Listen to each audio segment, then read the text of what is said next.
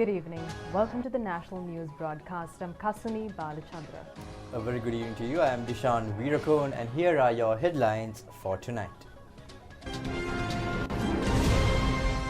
The President certifies that the COVID epidemic challenge will be overcome.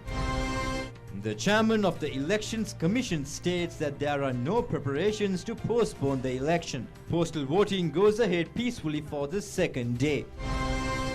The driver of the tipper that ran over 3 police personnel and fled arrested. Prime Ministerial Advisor Ajit Niwad Cabral details the steps taken to restore the economy after the COVID-19 epidemic. UMP leader Ranil Wickremesinghe says under a government headed by the United National Party, a novel work plan will be implemented to address all issues of the country. A disclosure has been made that products of the Vallampitia copper factory that could not be exported have been smuggled overseas illegally. A grim prediction surfaces that owing to the COVID-19 pandemic, by the end of this year, over 30 million persons worldwide could be prone to long-term starvation.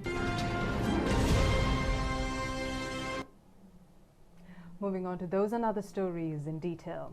President Gotabaya Rajapaksa assures that the challenge of protecting the people until the COVID-19 pandemic is eradicated from the world will be met by controlling the risk of the spread of the virus from time to time within the country.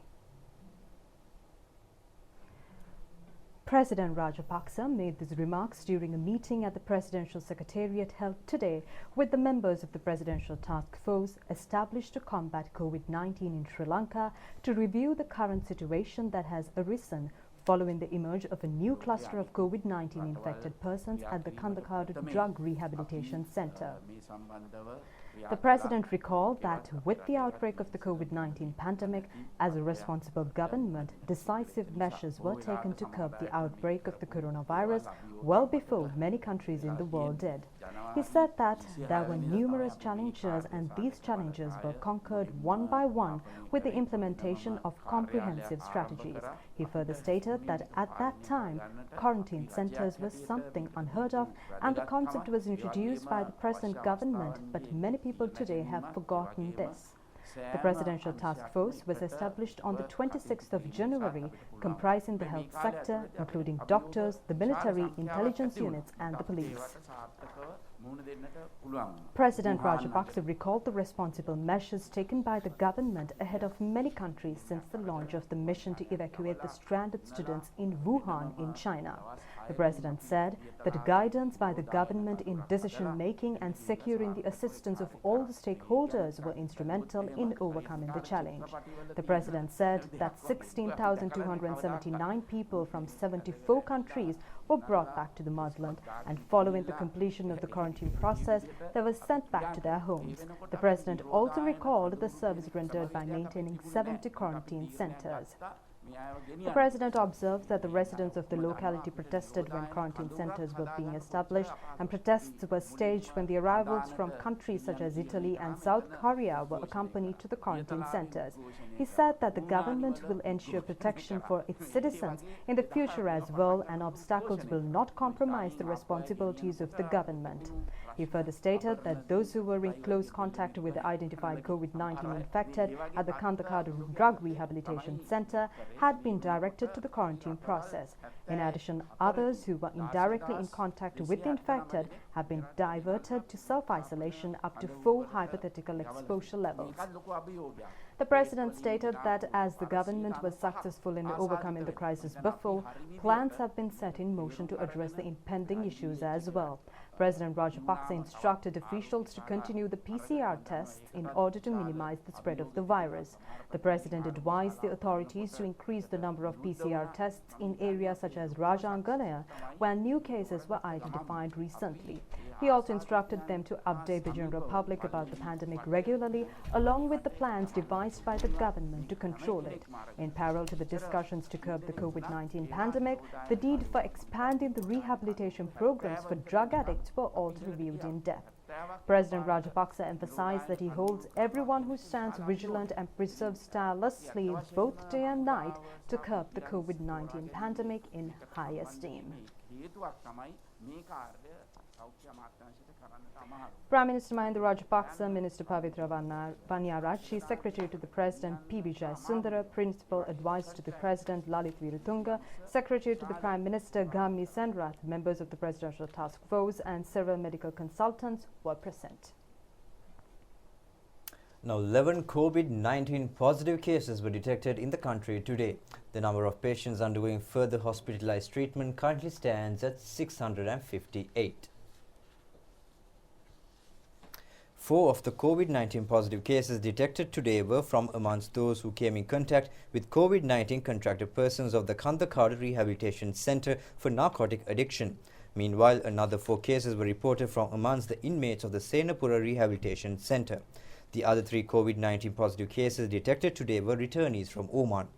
Director General of Health Services Consultant Dr. Anil Jayasinghe stated that these days various rumors are spreading about COVID-19 positive cases being detected from various areas in the island. He observes that such rumors spread when staff members of the Kandakadu and the Senapura facilities and inmates who have been left for their homes are summoned not because they are COVID-19 patients but to direct them to quarantine medical observations. He noted that when such individuals are recalled, the general public assumes that they are COVID-19 contracted persons. He said that if any of the recalled persons tests positive for the virus, it will be declared immediately. The Director General of Health Services also noted that an incident had occurred at a major private hospital at Ragama when a new recruit reported for duty on the 1st of this month, and this individual is reported to have conducted a counselling session at the Kandakadu Drug Rehabilitation Centre on the 23rd of last month. He was reported to have been slightly unwell after returning. Dr. Jayasinghe stated that since this individual had served at the Kandakadu facility, currently he has been sent to quarantine and the PCR test conducted on him has returned positive. Therefore, 48 staff members of the hospital were subjected to PCR testing today. Dr. Jayasinghe further stated that the management of this hospital in question has decided to temporarily close down the hospital. මත එම රෝහලේ 48 දෙනෙක් අද දින PCR පරීක්ෂණ වලට ලක් කරනු ලැබුවා. දැනට එම රෝහලේ පාලනාධිකාරිය විසින්ම එම රෝහල වසා දමා තිබෙනවා. මේ PCR වල පරීක්ෂණ වලින් පසුව ඒ කිසිවකුත් COVID-19 රෝගීන් ලෙස තහවුරු නොවන්නේ නම් මෙය වහාම ඉදිරියේදී විවෘත කිරීමේ හැකියාව ලැබෙනවා. The Kantale MOH office obtained biosamples from 48 individuals for PCR testing last night. In addition, biosamples were obtained for PCR testing from 33 individuals who had closely associated with a resident of Habaraduwa who serves at the Kandakadu Drug Rehabilitation Center. A resident of the Patyapol area in Tangol who works at the Kandakadu Drug Rehabilitation Center has also reportedly contracted COVID-19. Meanwhile, biosamples were obtained from PCR testing at random in the area surrounding the magazine prison at Borella. Samples have reportedly been obtained from around 50 individuals. In the same way, a random biosample collection was carried out in the Rajangane area today as well. Samples were obtained from 363 individuals at the 5th Mile Post Weekly Fair premises at the Rajangane.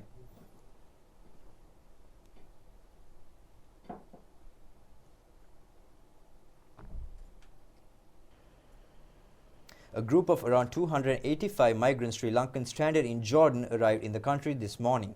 They were subjected to PCR testing at the airport and were sent to quarantine.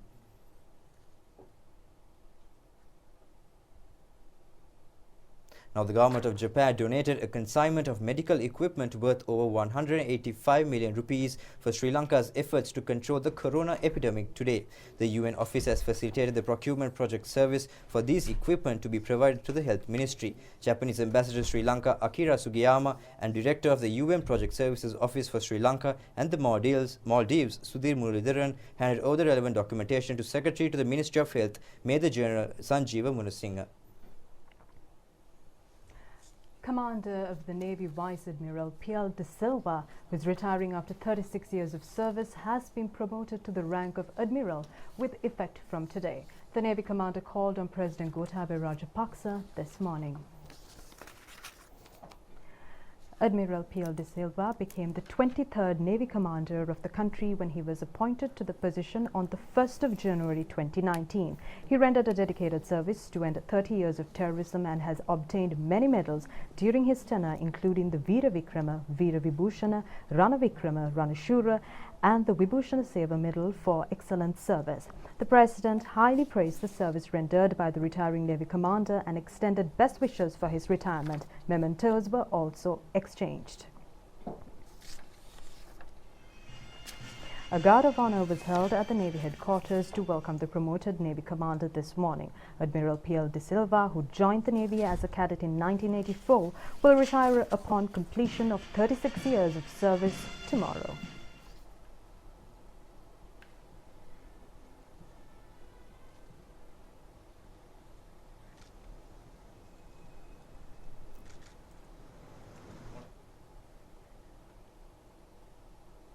In the meantime, Chairman of the Elections Commission, Mahinda Deshapriya, says that there are no preparations to postpone the election. He made this comment joining in an observation visit conducted in the Jaffna area today. Meanwhile, postal voting for the 2020 parliamentary election proceeded for the second day today. CEO of the PAFL organization, Rohana Hettiarachchi, stated that serious incidents were not reported within the course of today. He observed that the process of postal voting took place peacefully. Postal voting was reportedly successful in all districts today. The task was reportedly successfully carried out in the Colombo district adhering to health and safety guidelines. The staff members of the Zonal Education Office in Kergol district cast their postal votes at 5 centres together with teachers and other staff today. In the north, public sector employees of the Vavuniya district were observed casting their postal votes enthusiastically. Public sector employees were seen casting postal votes with enthusiasm in the Batticaloa district as well. The task was carried out adhering to health guidelines. Public sector employees of the Polonnaruwa district also adhered to health guidelines whilst casting postal votes. Postal voting was also underway successfully at the Galle Municipal Council. 40,770 public sector employees in the district were eligible to cast postal votes. The staff of the Ambalangoda Divisional Secretariat of the Galle district also cast their postal votes. In the Puttalam district, government servants of 12 local government bodies and 16 divisional secretaries cast their postal votes. The staff of the Hatton Dikkoy Urban Council and teachers serving at the Hatton Zone Education Office also cast their postal votes today. This is how postal voting was underway in several of the other districts in the country. The officers of the Uva Provincial Council also cast their postal votes today. Postal voting was successfully underway in the Ampara district as well. The Kurunela district, at which the highest number of registered postal voters were observed, also conducted the postal voting process for public sector employees of the district adhering to health guidelines. The distribution of official polling cards for the 2020 parliamentary elections is currently underway. Thereby, polling cards were distributed in the Nureli district today. Our correspondent states that arrangements have been made to complete the distribution of polling cards in the district within this week. Chairman of the Elections Commission, Mahinda Deshapriya, said that maximum efforts are being made to hold the election on the 5th of August. He further stated that the Commission has so far not had any discussion on postponing the election. He highlighted that the significant point is that a parliament needs to function for democracy to be established in the country. CEO of the PAFL organization, Rohana Hettiarachchi, stated that serious incidents were not reported within the course of today. He observed that the process of postal voting took place peacefully. Now, in the meantime, the police seized the tipper which ran over. In more news, the government has implemented a comprehensive plan to revitalize the country's economy battered by the COVID-19 pandemic, says the nationalist candidate of the Sri Lanka Podujana Perumuna, Dr. Ajit Niwad Cabral. Addressing a press briefing in Colombo this morning, he said that there were huge economic setbacks during the period of the previous government. During the time that I was the governor, we did not have a single finance company collapsing. There were 12 finance companies that got into some difficulty due to the Ceylon Bank episode as well as the Selenco problems. But all those companies were safeguarded. Now, during the last 5 years, we saw about 6 companies have been struggling. And the governors has been on record saying that there are some other companies also which are having difficulties. Fortunately, they are able to pay back these depositors to some extent with the deposit insurance fund that we established at that time. But at that time, if you remember, we had started the consolidation program in 2013. It was gathering steam in 2014. It was going to be over by 2015. What did that government do? As soon as they came into power, they said this is Cabral's brainchild, and they stopped it. It was not my brainchild. It was actually what was needed most by the entire industry. So because of that, we had planned to bring down the number of finance companies, to marry them with other stronger companies, give support from the liquidity fund, so that those be all established as strong institutions once again. But that was stopped overnight. When that was stopped, that entire process of delivering stability was disturbed. So we are today paying the price for that. But I'm confident that once the new government comes in, we look at this whole situation as in a total aspect and bring some relief and bring new methods to bring back this consolidation program and to ensure that there will be some stability brought back. But these failures didn't occur today. It didn't occur yesterday. It was failing for a long period of time. The overall reduction in the economic activity, the stress that the banking sector and the financial sector was suffering from, the reduction in the economic activities which prompted lots of companies to get into trouble, all that are causes for this current situation. So we are not giving excuses. We know that there is a problem. We'll have to deal with it. And to deal with it, we will have certain new strategies put in place. But I also want to highlight the situation to you that this financial system being affected today is not something that happened overnight. It was as a result of 5 years of mismanagement, and particularly the process that was started in 2013 was completely stopped, and that entire program was disturbed. Answering a question, he explained the measures taken by the government to uplift the economy in the post-COVID-19 pandemic era. Overall, we all were subjected to a massive shock when the COVID-19 struck the entire world. So it took a little time for everyone in the world to come to grips with this situation. That is why the government reacted fast by providing a handout, which is essential because a lot of people lost their immediate livelihood. They couldn't do their work. Even a person who was selling kolakanda couldn't do that because he had no person that he could sell it to. So like that, there was a massive situation which prompted some immediate action. So the government responded to that. In fact, even the UN, when they met us, they told us that they were impressed by the speed at which the government reacted to this. So that part was done. But at the same time, we had to also ensure that the lockdown was removed gradually, because otherwise many thousands of people who were affected could not get back to their work. Because finally, the only proper long-term answer is to get the country back to normal. Now, until then, we got to do these different strategies in order to protect people, getting money down, sending money out, having the livelihood protected, and so on. So, in order to do that, what we did was, in accordance with the health authorities' regulations, gradually the country was opened out. You would remember that there was this task force that was set up under Honorable Basil Rajapaksa, which was entrusted with the task of gradually opening out. Now that opening out was done in accordance with the health authorities' regulations as well. So over a period of time, we saw the agriculture was given the space to get back to work, fisheries were allowed, and even the industries where the contact was minimal were allowed to function once again. That is why we are seeing the exports rising again. We are seeing economic activity taking place. We see cars on the road. We see economic activity in all different parts of the country. We see restaurants gradually opening out. So we would see that happening, but in line with health authorities' regulations. So I think we have responded to the initial shock with satisfaction. But there is plenty to be done. And in that score, we also need to see that the worldwide situation also improves. Because if you are exporting various items, those who are receiving our exports, that is the importers in those other countries, must also be strong enough to receive it.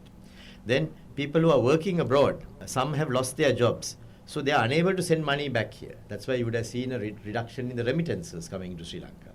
That is because they are still in those countries, at least a large part of them, but they are not getting paid. So if they are not getting paid, they cannot remit monies to Sri Lanka.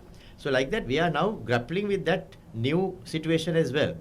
So I think in the next few months, the procedures that we have put in place here to gradually open out and then ensure that economic activity takes place will bring the country back to normal. But we are watching the international situation also very, very carefully. So maybe the whole system will change and we would see a new normal as we are all expecting. And in that new normal, we have to adjust quickly. And those who adjust fast will be the ones who will benefit most. Now, the police seized the tipper which ran over a team of police personnel in the Kirinda town at Mathura and fled when they were inspecting vehicles at a checkpoint. The tipper was discovered and seized by the police this morning from the Kattakadu area at Hungama in Hambantota.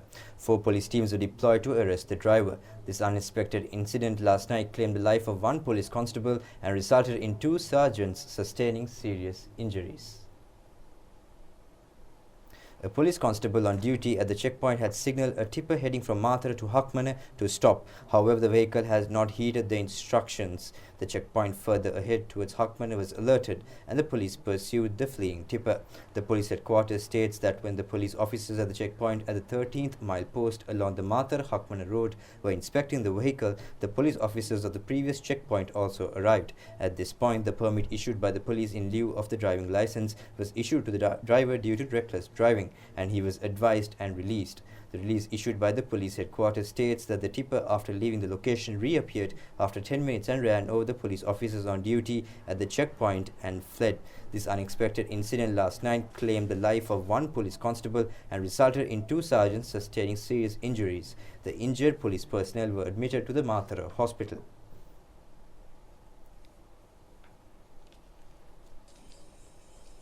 The deceased police constable is a resident of Walasmulla, aged 36, by the name of Maritha Shamal Vitharana, who is the father of 2. The constable was attached to the Hakmane police station.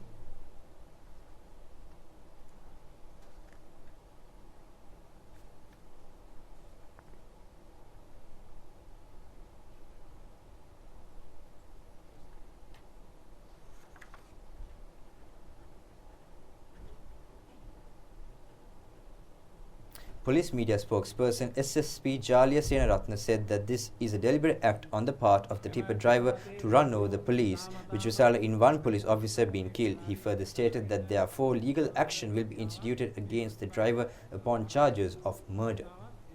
The religious occasions of benison for the Ruhunu Kattaragama Perahera festival took place yesterday evening. The Perahera festival is all set to be started on the 21st of this month, adhering to the quarantine limits imposed. The official media sponsors for the Kattaragama Asala Perahera is Sri Lanka Rupavahini Corporation and Sri Lanka Broadcasting Corporation.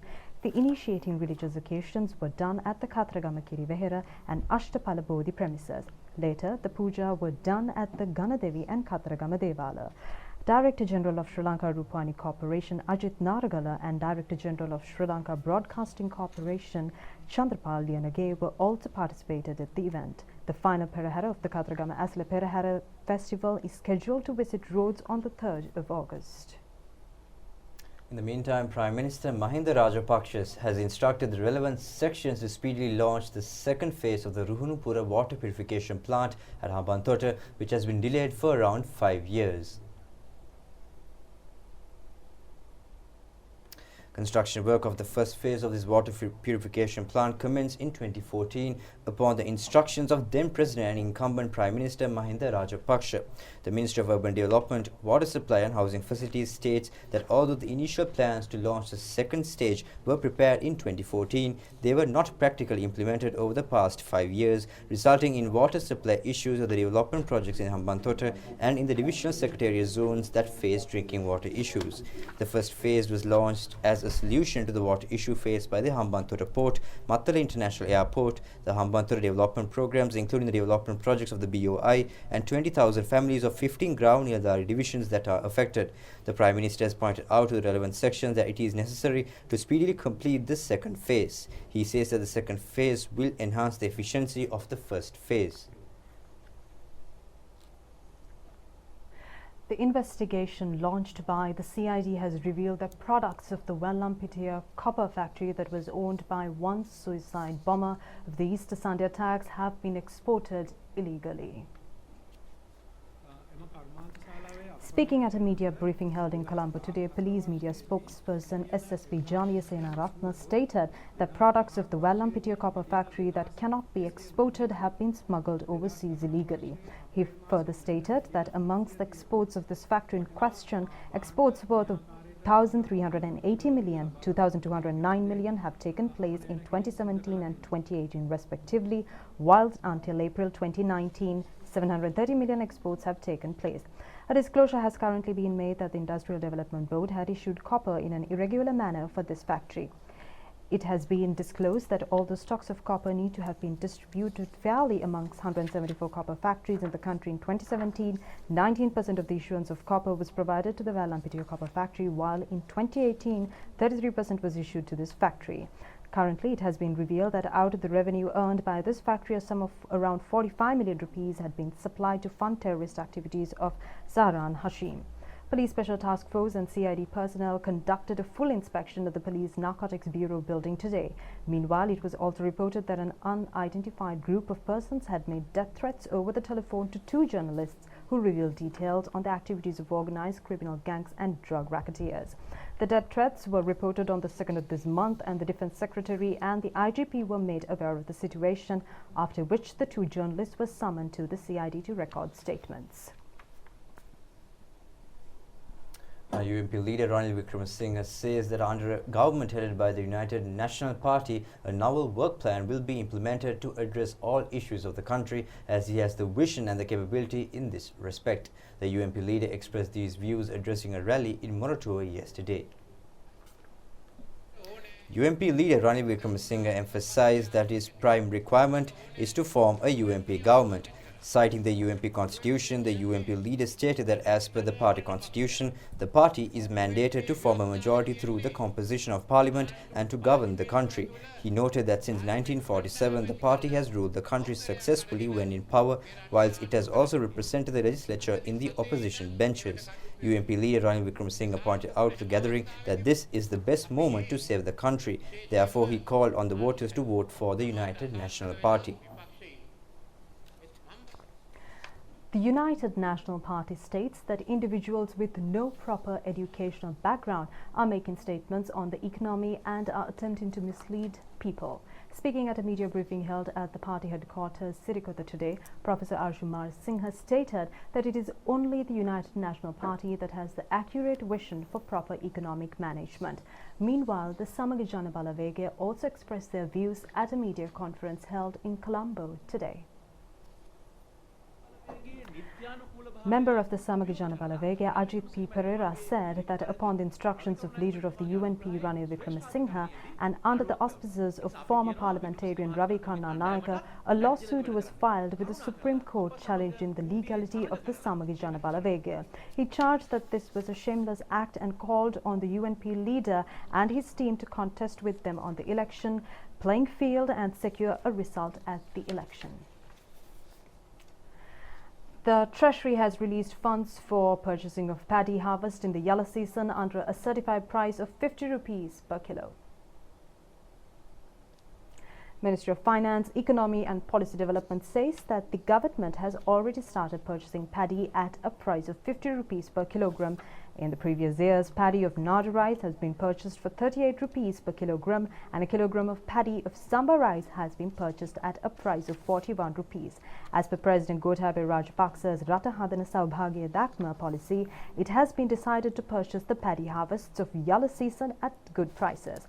Measures are being taken to purchase a kilogram of paddy at a price of 50 rupees by the new government. Island-wide stores of Paddy Marketing Board are being opened to purchase paddy under the certified price. The Minister of Finance, Economy and Policy Development further stated that the needed funds to purchase whole bulks of harvests of farmers without delaying are dispersed to the Paddy Marketing Board by the Treasury. Now, Attorney General Dappula de Oliveira directed Acting Inspector General of Police C.D. Vikramaratne to record statements from Ravi Karnanayaka, Arjun Aloysius and other suspects with regard to the March 2016 Central Bank Treasury bond auction. This was stated first by State Counsel Nisha Rajaratne, the coordinating officer to the Attorney General. State Counsel Nisha Rajaratne said the Court of Appeal on the 7th of July 2020 declared there are no objections on proceeding ahead with the investigations into the March 2016 bond auction.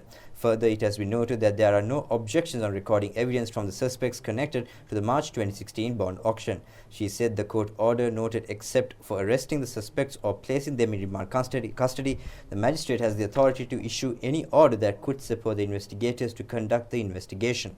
Accordingly, the Attorney General today directed the acting IGP to immediately record statements from Ravi Karunanayaka, Arjuna Losius and other suspects with regard to the March 2016 bond auction. Coordinating officer to the AG, State Counsel Nishara Jaratne further said the acting IGP was instructed to submit the recorded statements before the 25th of July. And that's a wrap of tonight's Primetime News. Until we meet again next time, do take care, stay safe and good night.